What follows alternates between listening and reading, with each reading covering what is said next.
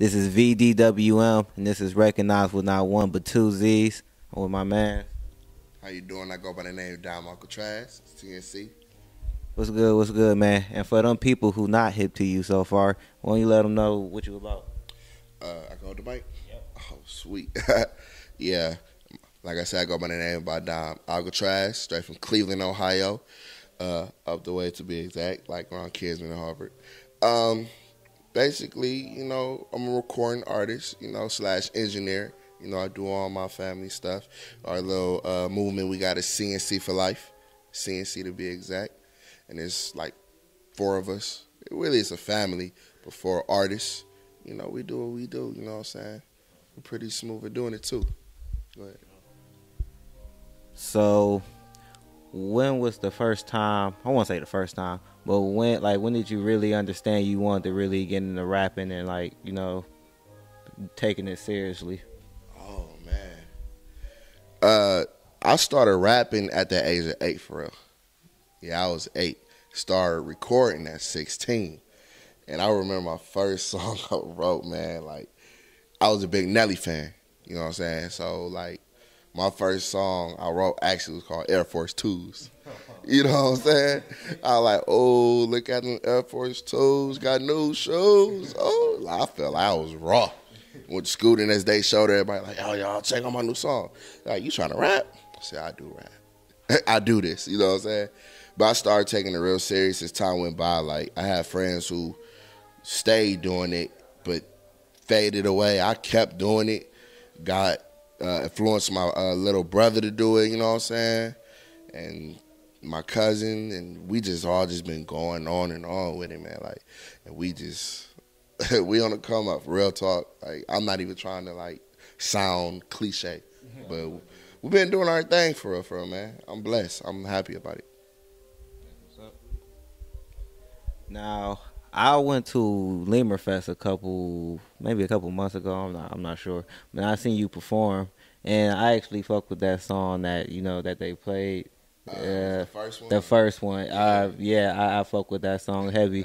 What is like your influences as far as music go? Influences. I'm mainly influenced by like cool, calm, collective type music. You know what I'm saying? Like. Don't get me wrong, I love all type of rap or whatever, but if you want to say like what artists are you like starting to go back, Method Man, you know, Nelly. Nelly was my favorite, like I said. Bone Thugs and Harmony, of course. Like, come on, bro. I don't know, it's a lot of them, for real, for real. Like, definitely, I'm influenced by a lot. And good energy, too. And Common also. People say I sound like Common when I rap too. They say, hey, when you talk, and when I talk and rap, I sound like Common. It'd be funny, like it's real silly, but I got some good influence, man, for real, for real.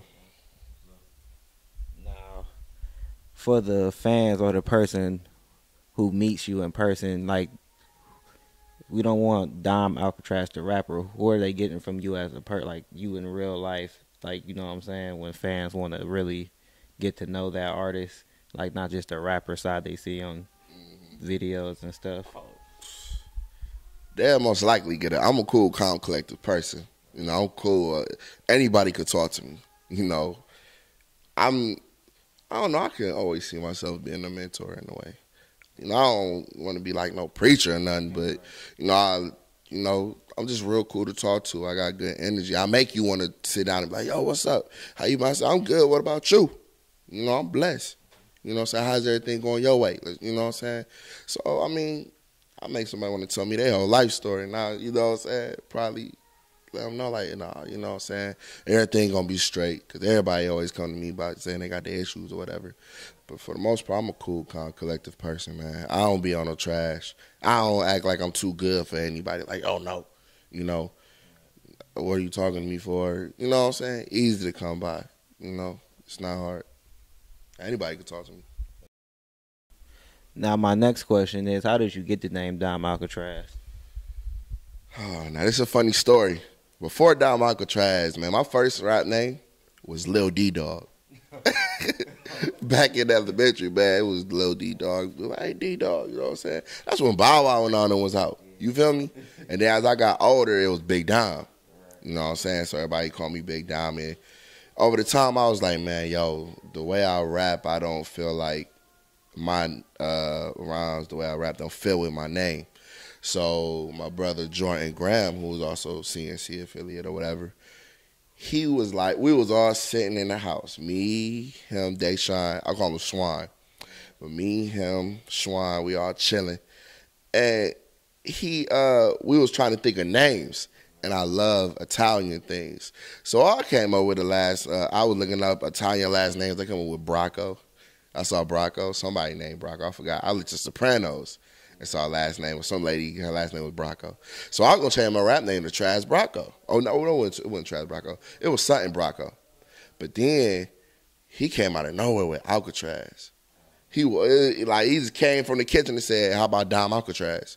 I'm like, "What the heck is an Alcatraz?" And he's like, "Dog, it's an island. You know, the prisoners and et cetera." I'm like, "Oh, okay." So I looked at how it was spelled. I said, "I'm gonna switch up the way it's spelled." DomAlkaTraz sounded dope. It sounded like a transformer in the way when you think about it, but it was dope. So I was like, all right, I'm going to keep that.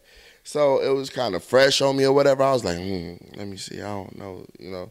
But it grew on me, and I started using just Traz. So I'm still DomAlkaTraz for short. But, hey, yo, Traz, what up? You know what I'm saying? I play with it TR to the AZ. When I perform, I go, let me get TR to the AZ, TR to the AZ. You know what I'm saying? So it's really dope. You know what I'm saying? That's how DomAlkaTraz was born. Pretty sweet little story, you know. Yeah, I fuck with it. Yeah, like it really, like, you know, it roll off the tongue. It just, you know, yeah, like, right. Now you told me about your latest project. What's that called again? All in the Day. Yeah, All in the Day. Tell us about that. Like the making of it. Okay, yeah, definitely. All in the Day was basically, for real, I was on my Snapchat recording a song that's actually on All in the Day called Ski Mask Melody.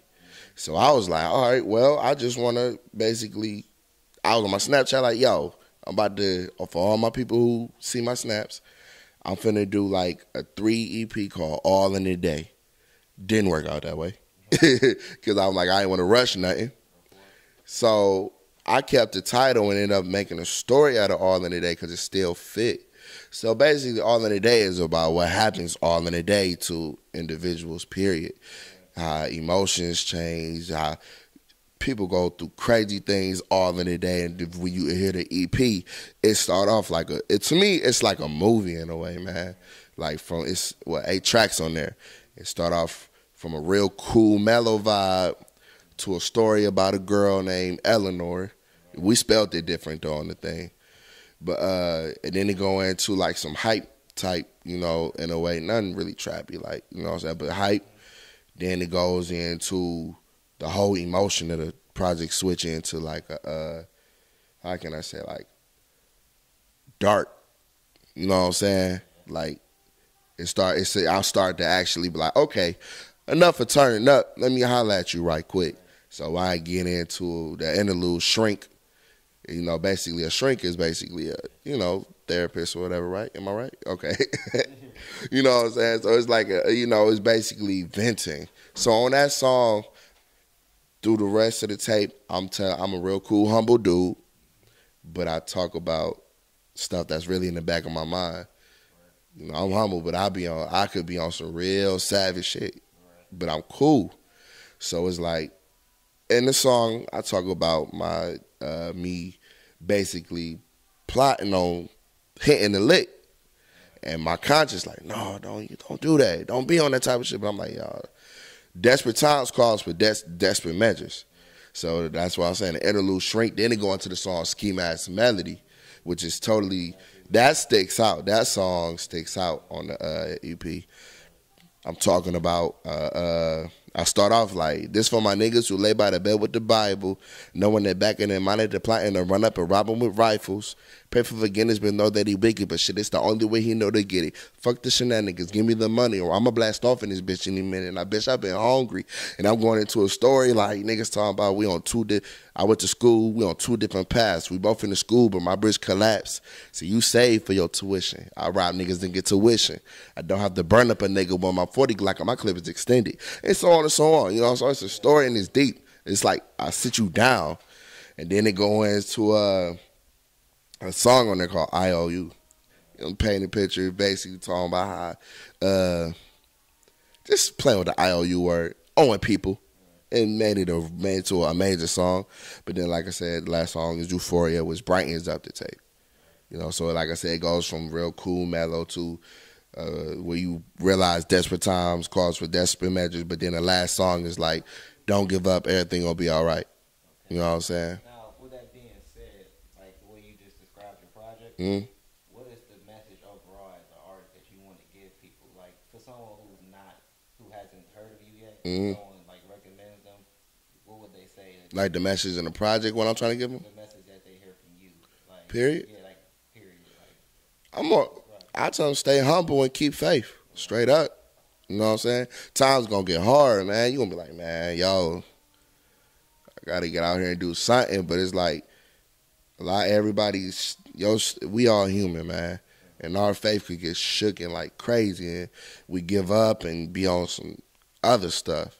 You know what I'm saying? But me personally, I want to be a person like, no, don't give up. You know what I'm saying? Like, I ain't no preacher.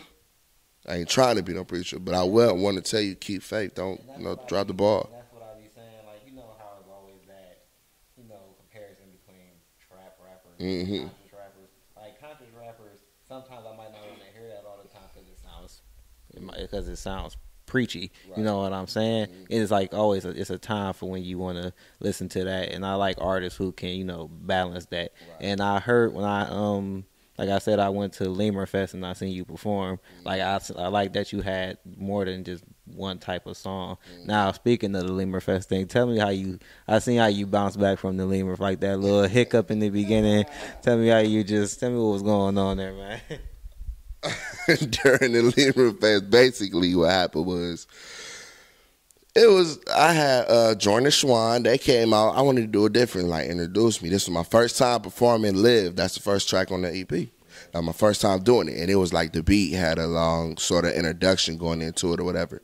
So what happened was, I guess they kind of rushed my DJ to throw his music on, and it was like loading up. His computer was loading up and whatnot.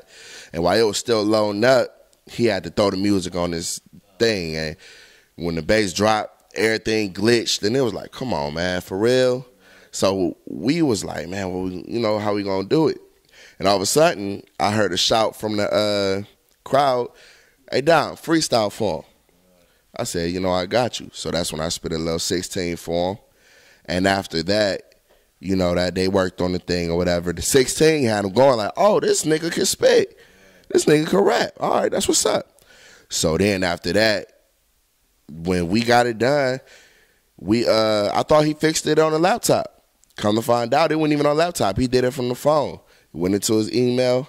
Shout out Trey Smithers, you know what I'm saying? Went into his phone and played it. He was going to do it from the phone. So we did live, and when it came down, man, it smacked. Like, people was like, like, nigga, you hollering. I'm like, yeah, bruh. You know what I'm saying? That's that CNC shit. So then, we get into Ready, and that was getting everybody hyped. You know what I'm saying? So I had some bangers going ready to smack them. But they ended my set short because of the technical difficulty. So they ended my set, but I still had got love from everything that happened. They were like, yo, Dom, you killed it. I said, but I messed up. Like, that was my first mess up ever. And they're like, nah, bro, you still killed it. You did your thing. I said, I appreciate it. So, I mean, I ain't afraid to take an L no more, I guess. Because I know I could come back from it, but it was dope, man. I enjoyed the event. I mean, yeah, I'll give you props. It was a little hiccup and you bounced back from it. So, you know what I'm saying? Yeah.